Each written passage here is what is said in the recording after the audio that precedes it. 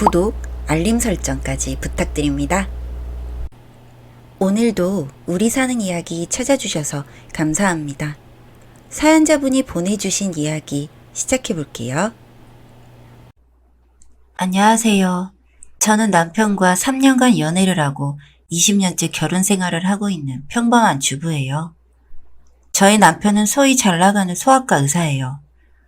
저에게는 18살의 딸과 15살의 아들이 있어요. 멋진 남편 덕분에 남들보다 부족한 것 없이 육아도 하고 결혼 생활을 하고 있네요. 남편은 자기 자식들을 끔찍히 생각하여 다른 이들보다 더 좋은 것, 더 많은 것을 해주려 열심히 일을 하고 저는 그러한 남편의 뒷바라지를 했죠. 단 하나 걸리는 건 소아과에서 같이 일하는 직원들이 저를 존중해주는 듯 하면서 살짝 무시하는 경향이 있다는 거예요. 결혼 생활을 하면서 많이 걸리긴 해도 부딪히는 일이 없으니 애써 무시하고 살았죠. 한 번은 남편이 집에 물건을 놔두고 가서 제가 가져다 주러 소아과에 갔는데 소아과에서 일하는 사람들이 저를 보고 깜짝 놀라는 거예요. 뭔가 느낌이 쎄하다 싶어서 남편이 없는 사이 남편 서랍을 뒤져보았죠. 거기에는 소아과 실장이랑 남편이 같이 여행을 가서 찍은 사진이 있는 거예요. 그러한 사진들이 수도 없이 나오기 시작했죠. 전 손이 벌벌 떨렸어요. 아이들을 생각해서라도 그럴 수가 있나? 화가 나기 시작했고요. 저는 집에서만 아내였지 밖에서의 아내는 소아과 실장이었던 것이었어요. 그렇게 생각하니 소아과 사람들이 저에게 했던 은근한 무시들과 깜짝 놀라는 직원들의 표정이 이해가 가더군요. 당장이라도 소리 지르며 싸우고 싶었지만 아이들을 생각하고 제가 여기서 할 수 있는 것이 없다는 걸 알았기에 조심스럽게 사진을 찍기 시작했습니다. 인사도 제대로 하지 못하고 밖으로 뛰쳐나왔습니다. 집에 와서 혼자 곰곰이 생각해 보았습니다. 아이들에게 이 사실을 알릴지 아니면 저만 묻고 갈 일인지 한참을 생각했어요. 바람을 핀 사실도 맞고 다른 여자랑 여행 간 사실도 맞았지만 그이 덕분에 풍족하게 아이들을 키울 수 있었고 아이들의 아빠라는 사실은 여전히 변함이 없었으니까요. 제가 여기서 죽으면 되나라는 생각도 많이 했습니다. 하지만 아이들의 생각이 많이 나서 어떻게 하지 못하겠더라고요. 옛날 며칠을 울면서 많이 고민했습니다. 그리고 용기를 내어 변호사를 찾아갔죠. 하지만 확정적인 증거가 아니라고 더 많은 증거를 들고 와야 한다고 하더군요. 그날부터 남편의 뒤를 밟기 시작했습니다. 남편의 휴대폰에 있는 내용과 남편의 블랙박스까지 살펴보았습니다. 하지만 어떠한 증거도 없더라고요. 저나 다른 사람들의 눈을 어떻게 오랜 시간 동안 피할 수 있었는지 생각이 들더군요. 그래서 남편의 근무실에 몰래 소형 CCTV를 달아놨습니다. 며칠 뒤에 수거한 뒤 보았을 때 그들의 스킨십과 그들이 나눴던 대화를 보고 이혼을 하기로 결심했죠. 변호사와 많은 상담을 하고 자료를 모은 후 남편에게 이혼을 하자고 요구를 했습니다. 남편은 예상대로 날뛰기 시작하더군요. 처음에는 부인하다가 증거를 들이미니 미안하다고 사과를 하면서 울기 시작하다가 제가 뜻을 굽히지 않자 점점 화를 내기 시작하더군요. 오죽했으면 자기가 그랬냐면서 이 말을 듣고 남편에 대한 남아있던 일이마저 사라졌습니다. 남편을 고소하고 남편과 이혼하기로 결심했던 저는 두 가지 걸림돌이 있었습니다.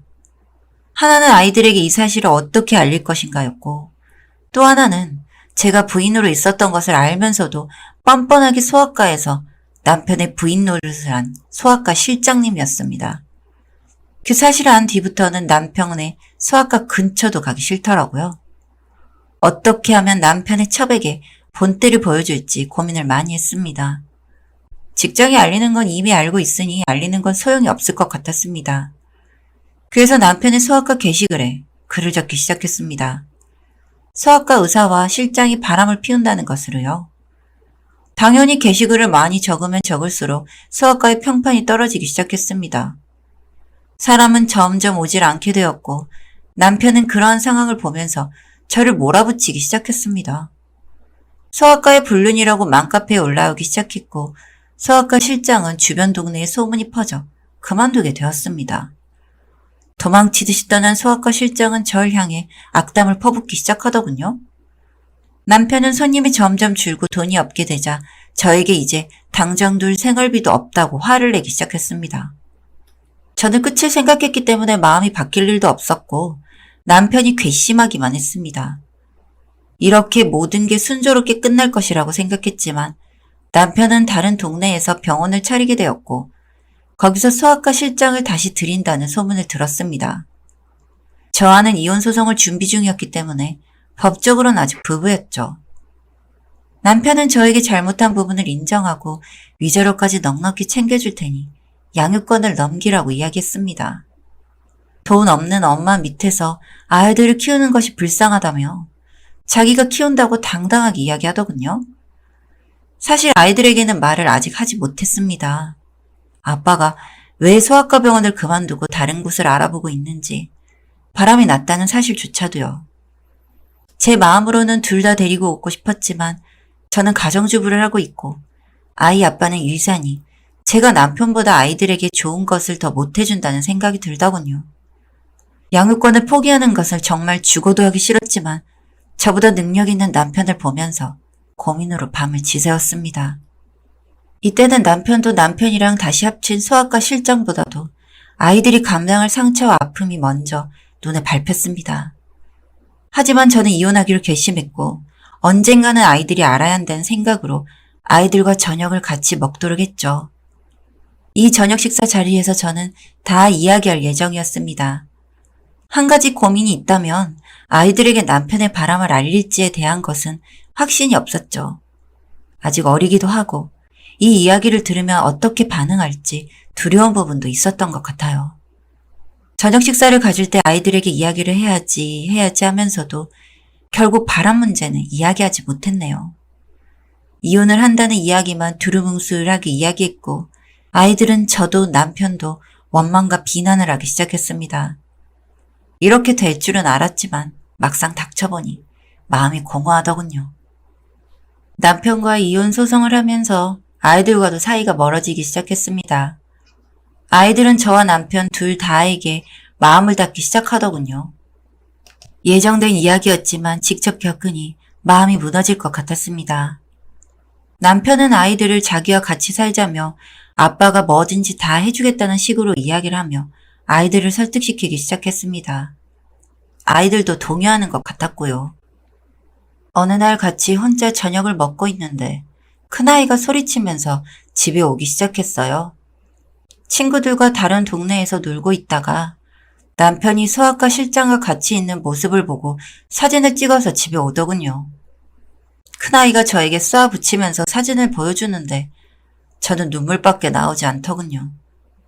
큰아이는 저와 다르게 그 사실을 알자마자 자기 동생, 할머니, 할아버지, 저의 친정 부모님한테까지 다 알리면서 남편을 몰아붙이더군요.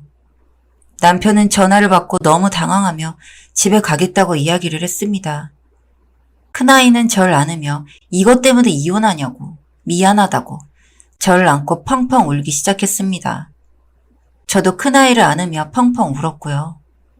그 후 큰아이는 남편의 짐을 다 싸기 시작했습니다.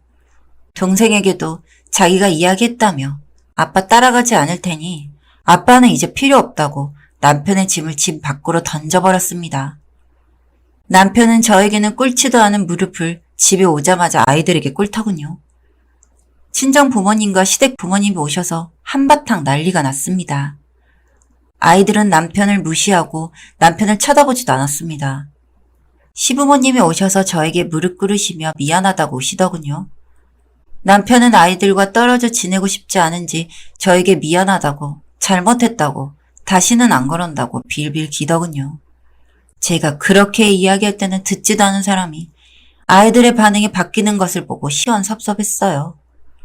억울하기도 하고 또 한편은 남편이 꼴 좋다고 생각했어요. 결국 저는 마음을 바꾸지 않았고 아이들은 남편을 쳐다보지도 않네요. 남편은 매일 일이 끝나면 저희 집에 와서 미안하다고, 잘못했다고 이야기합니다. 시댁 식구분들도 남편을 사람 취급해주지 않네요. 그러한 아들은 필요가 없다고 남편에 대한 재정적 지원을 끊어버렸어요.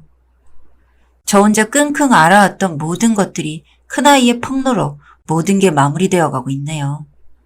아이들에게 미안하고 마음이 많이 아프지만 아이들 덕분에 이겨냈고 아이들이 제가 해주고 싶은 말들을 대신 해준 것 같아서 시원합니다. 아이들과 함께 남은 인생 보내려고 합니다. 저에게는 절 사랑해주고 지지해주는 아이들이 있으니까요. 사연은 여기까지였고요. 우리 사는 이야기 시청해주셔서 감사합니다.